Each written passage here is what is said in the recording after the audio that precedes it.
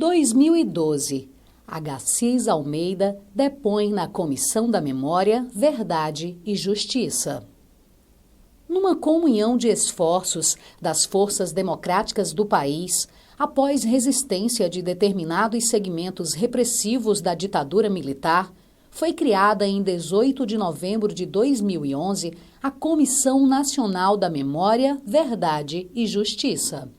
Através dessa comissão, a nação iria conhecer e se reencontrar com a história de resistência de destemidos democratas e, por outro lado, desvendar o lado sombrio e o braço criminoso da ditadura militar de 1964-1985, cujos esforços para alcançar os objetivos da verdade mereceram das forças cívicas da nação total apoio.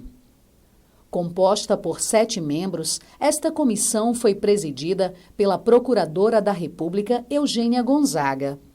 O trabalho foi de grande mérito para levantar os fatos históricos e enfrentar graves dificuldades, sobretudo por parte daqueles elementos vinculados ao esquema de repressão criminosa de torturas e genocídios. Um fato define-se claramente: a tortura e a morte dos presos desaparecidos foram institucionalizadas pelo próprio Estado militar. Os torturadores, comandantes militares que combatiam a guerrilha do Araguaia, receberam ordens diretas do próprio ditador da época para cometerem crimes de lesa humanidade. Centenas de desaparecidos foram torturados e mortos por resistirem à ditadura militar, como testemunham seus familiares e os próprios fatos. O ex-deputado federal constituinte, ex-deputado estadual, promotor de justiça e professor da UFPB, Agassiz Almeida, prestou seu depoimento perante a comissão, relatando o longo período e a prática bestial da tortura e mortes. Agassiz Almeida teve o seu mandato de deputado estadual cassado. Foi demitido das funções de professor da UFPB e da Procuradoria de Justiça e preso nos primeiros dias do golpe militar de 1964 e conduzido à ilha de Fernando de Noronha, à época presídio de segurança máxima, onde lá se encontravam os ex-governadores Miguel Arraes e Seixas Dória. A sessão da Comissão da Memória, Verdade e Justiça, realizada na Assembleia Legislativa da Paraíba, presidida pelo deputado Rômulo Gouveia e como coordenador da comissão, o professor Paulo Geovani. Ouçamos o depoimento de Agassiz Almeida, que teve ampla repercussão no país. Relato, do ex-deputado estadual e ex-deputado federal, Agassiz de Almeida.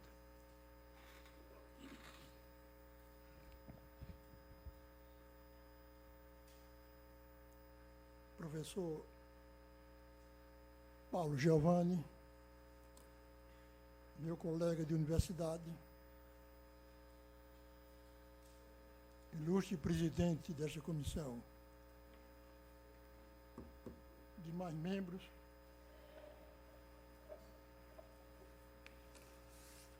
antes que me perguntem,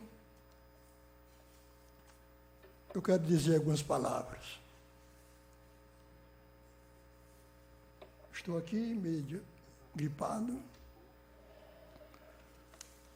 e só vim por um impulso desse iconoclasta Valdir Porfírio.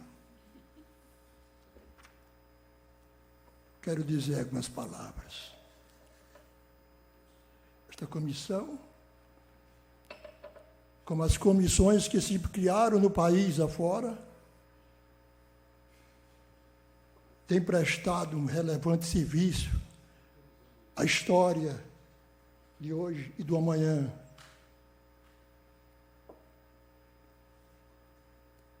Parabéns.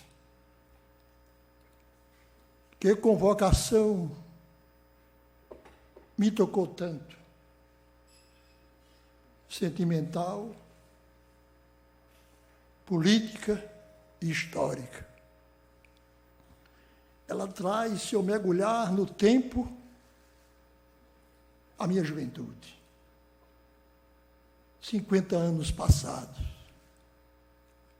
Neste cenário humano, eu carreguei meus sonhos, minhas esperanças. Vi uma geração buscar caminhos para a humanidade. Participei de uma geração indignada, sonhadora e indignada. O que ela queria? Romper as algemas de uma humanidade que trazia sobre suas botas milhões e milhões de seres humanos. Esta comissão tem esse papel histórico. Penetrar por esses meandros da história e encontrar os seus personagens, muitos deles acovardados, e trazer para o conhecimento da opinião pública. Quantos desafios vocês sofreram? Quantas adversidades vocês suportaram? Quantas vezes vocês ouviram o escárnio, vocês e todas as comissões brasileiras, o escárnio e o ódio dos torturadores e genocidas deste país e seus apaniguados, a dizerem: deixe isto para lá. Alguns deles até cretinamente e cinicamente falam: deixe isso para lá. Isso é passado. O passado já passou. Eu digo, o passado está aqui conosco. Não passou. Ele está aqui. Nas lições que recebemos dos nossos antepassados. Nos exemplos que recebemos no curso das nossas vidas, na adolescência e no percurso da vida. O passado conduz às encruzilhadas do presente e do futuro.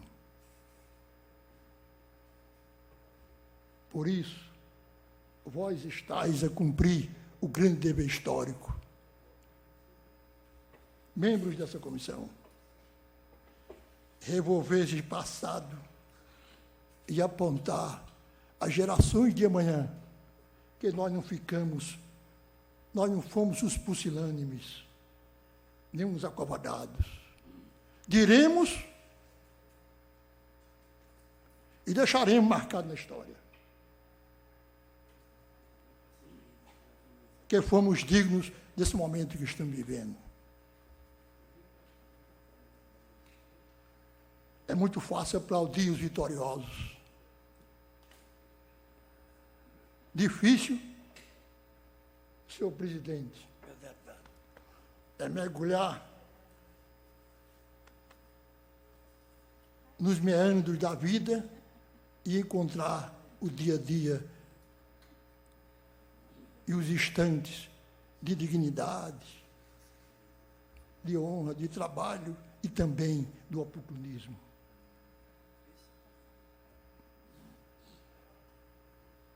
Estou à disposição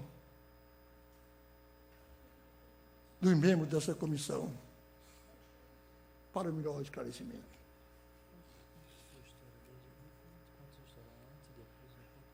Valdir, com esse sentimento de intimidade que carrega comigo, veio aqui e disse: conta a sua história.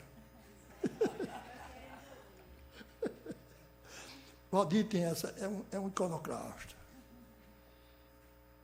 Quando todos fugiam para não prestar assistência aos anistiados, ele carregou esse sacerdócio.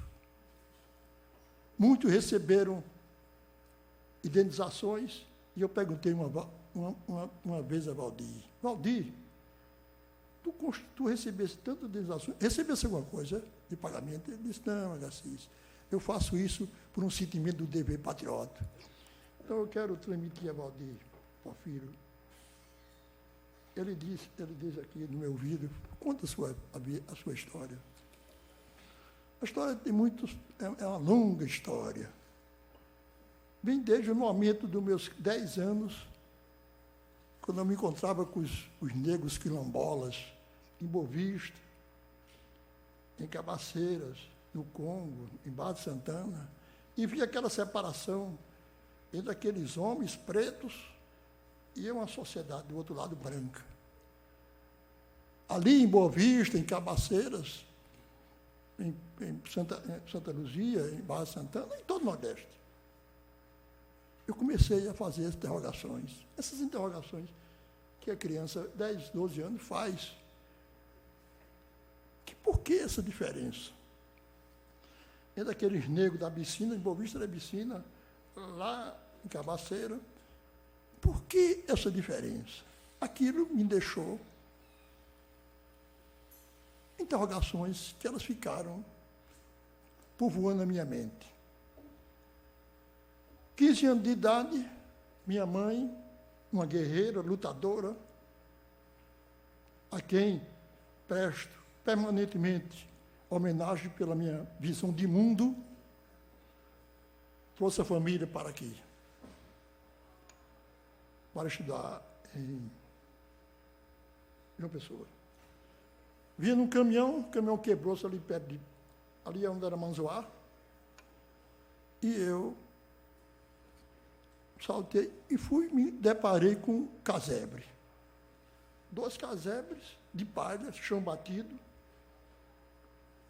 Eu adentrei no casebre e encontrei uma senhora, assim com uma fisionomia de 80 anos, uma senhora de 20 anos com uma fisionomia de 80 anos. O que é isso? Deu uma sensação aquele choque. Um jovem carregando na face a fisionomia de um velho. Aí aquilo me abalou. O que é isso? E os filhos, assim, uns 8 filhos, todos barrigudos, seminus. E aquilo me deixou um choque. Porque a senhora vai almoçar hoje? Para o seu almoço, uma panela com água e farinha. Voltei para o caminhão e aquilo, como eu já estava começando a estudar, sem entender muito, por cima, os filósofos, primeiros filósofos da humanidade, aquela razão de Kant eu procurava entender, mas não entendia, mas pelo menos no começo já entendia alguma coisa. A obra de Marx é uma obra profunda, mas eu tentava entender. 15, 16 anos, procurava entender. Mas aquilo deixou um choque. Quando cheguei em João Pessoa, Recife, Maceió, o desfile dos carros bonitos. Aqueles desfiles de Opala não, Cadillac. E eu me perguntava, o que é isso? De quem são aquelas terras ali, das várzeas do Paraíba? Uma pergunta de 15 anos. É de uma família chamada Ribeiro Coitinho. E aquela outra lá ali do Mamanguape, que eu fui até Mamanguape, é de uma família chamada Fernando de Lima. E eu comecei a entender a formação familiar e grupal da estrutura fundiária aqui, da Várzea da Paraíba. Aquilo me deixou assim, sem entender. E eles são donos de... Aí um professor do liceu disse, eles são donos daquelas terras todas. O Vale do Mamanguape, o Vale do Paraíba. E eu disse, tem mais? Tem outro grupo, Veloso Borges, que é dono ali do Lagoa Grande. Aquilo começou a me despertar uma sensação de... Eu estava no mundo... Que mundo era esse que eu estava? Desfile das elegâncias satisfeitas, das ostentações perfumadas. Naquela época não havia ar-condicionado e os carros eram abertos. As filhas dos usineiros, eu me lembro muito, Berenice, filha do doutor Flávio, passava por a gente com o carro aberto. Não tinha ar-condicionado e os carros eram abertos. Perfume, eu perguntei que perfume é esse? Chanel francês.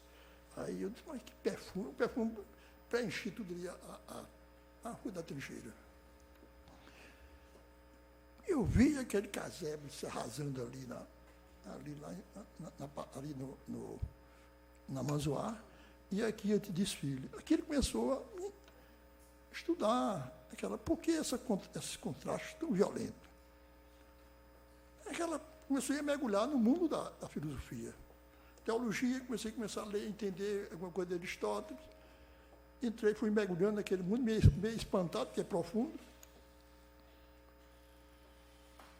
Encontrei com um padre, já estava com 17 anos, meio enxerido assim, já querendo falar em Kant, em Marx.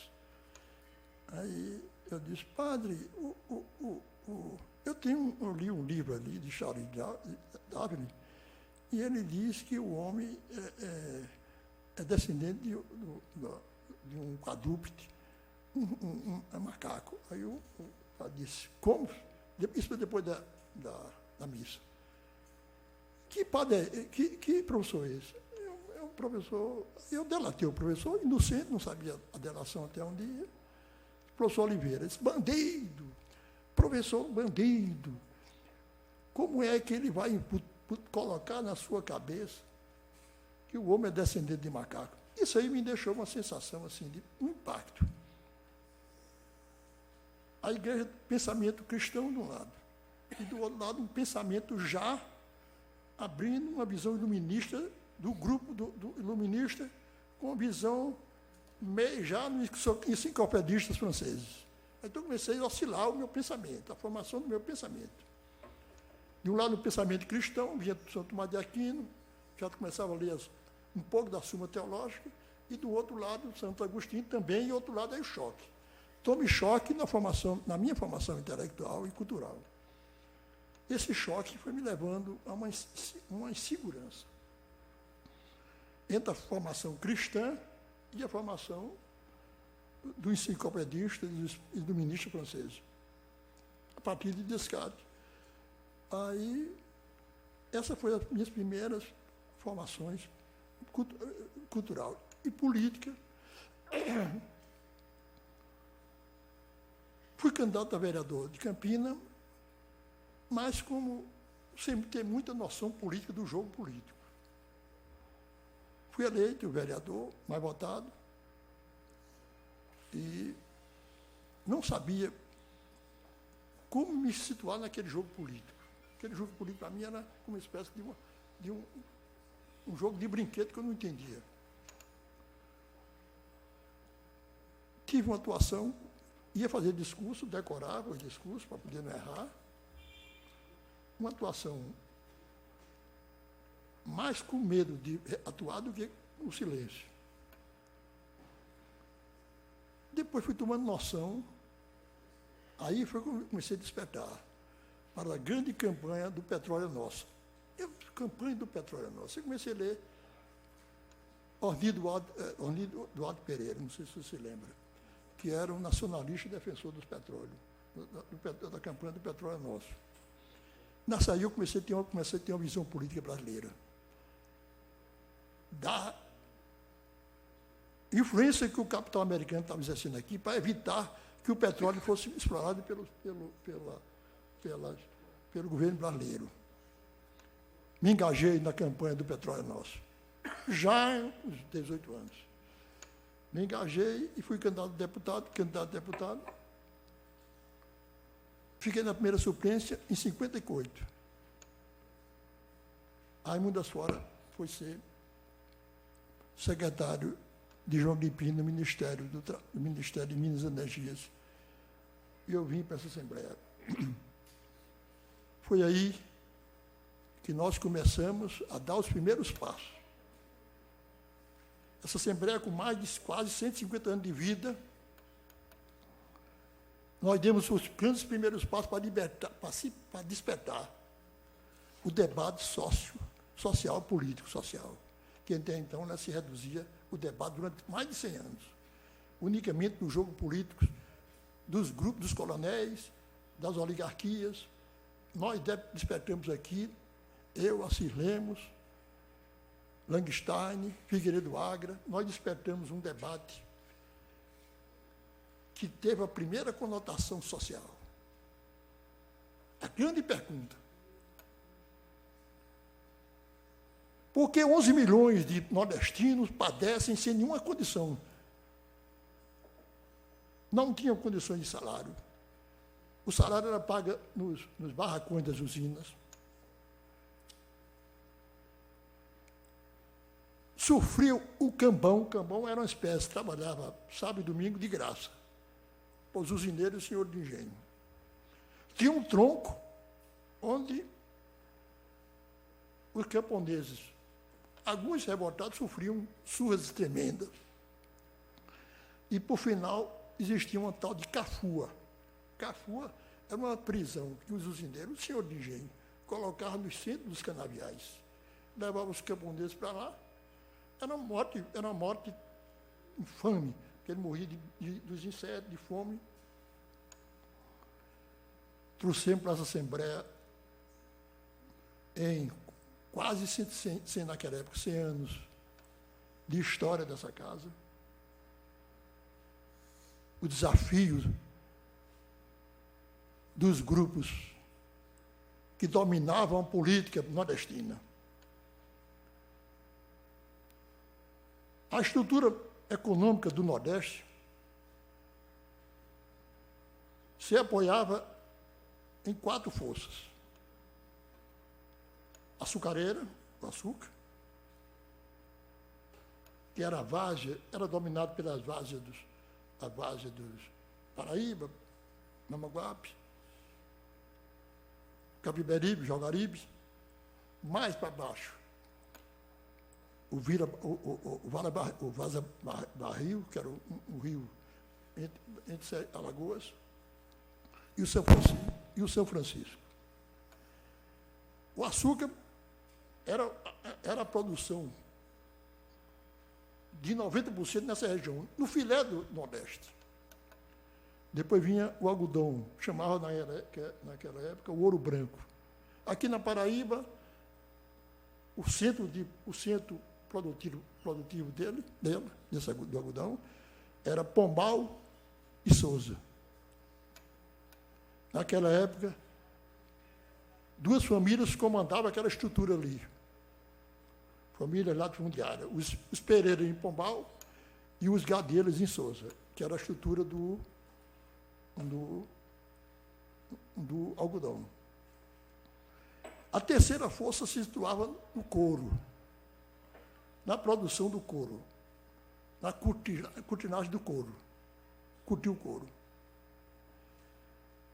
Não tinha expressão política esse grupo industrial do couro. Centrava-se mais em Campina Grande, com a família Vilarim, os Alves, Raimundo Alves, se eu me lembro, os Vilarins, os Motas. Era a estrutura do couro naquela região, de Campina. Como terceira força vinha a criação de gado, que era comandada pelos coronéis. Os coronéis era a criação de gado. O meu avô também era um coronel criador de gado na região de Cabaceiras. E há um episódio muito interessante, e quando meu pai me levou para conhecer o meu avô, que foi prefeito de Cabaceiras, era um baixinho, pouco pescoço. Eu tinha uns 8 anos, aí ele tinha uma revolta de João Pessoa grande. De João Pessoa, presidente de João Pessoa. Só aquele bandido, aquele autoritário, criticando João Pessoa. Eu não entendi, né? 8 anos, 10 anos, não podia entender aquela raiva de João Pessoa. Não entendi. Depois fui procurando me encontrar com um pouco de... mais na frente, com os meus 18, 20 anos, sabe o que era? João Pessoa mandava cercar os coronéis, desarmar os coronéis nas regiões do Cariri e do Sertão. As volantes policiais, porque a maior forma de você tirar a força política do coronel era desarmar as suas volantes. Os seus capangas, vamos usar a expressão mais forte. Então, João Pessoa começou a desarmar. A começar do meu avô, ali os Gaudêncio, na região de São João do Cariri, aquela região ali, mais Monteiro. Então, João Pessoa fez essa ação. Foi uma grande ação do Nordeste. Porque foi o primeiro passo na história política do Nordeste, do Brasil, que um governador, chamado naquela época presidente, deu o primeiro passo para enfrentar os coronéis. Porque eles eram fortes, eles já vinham, eles eram apoiados dos cangaceiros. O cangaceirismo foi uma criação dos coronéis. Foi um instrumento que o coronel tinha de forçar a grilhada de terra. Então, vim para essa Assembleia,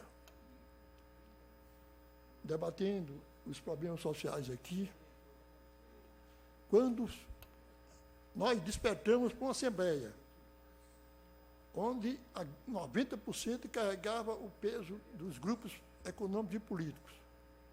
O grupo da Várzea tinha o maior poder político aqui dentro, que era o grupo do açúcar.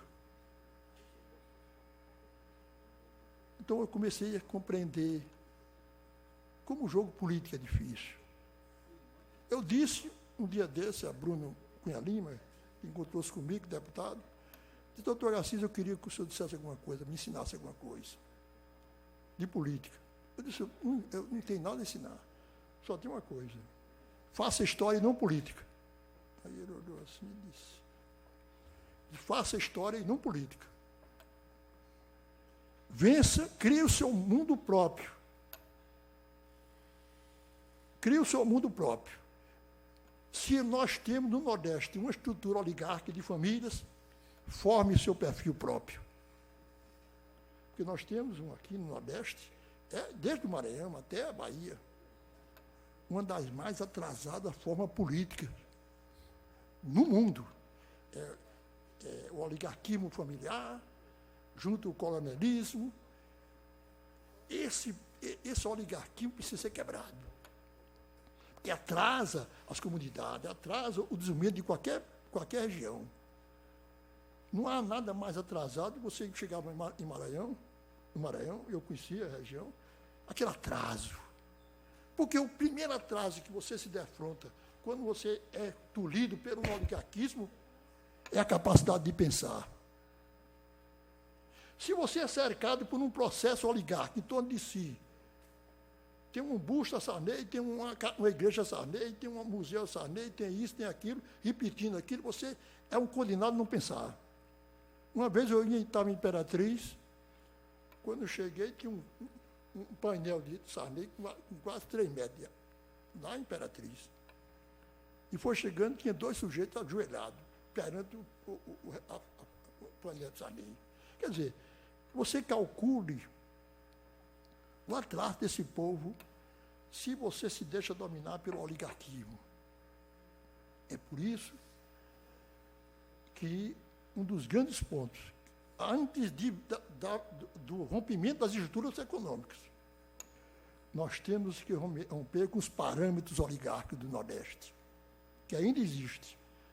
Estão se quebrando porque lentamente o processo de globalização vai quebrando. Vai quebrando, mas o Nordeste ficou muito atrasado, não foi o problema de seca. Também a seca tinha um caráter mais político também. Era climática. Mas ela também tem, dentro de si, amarrando o seu enfrentamento, um caráter eminentemente político também.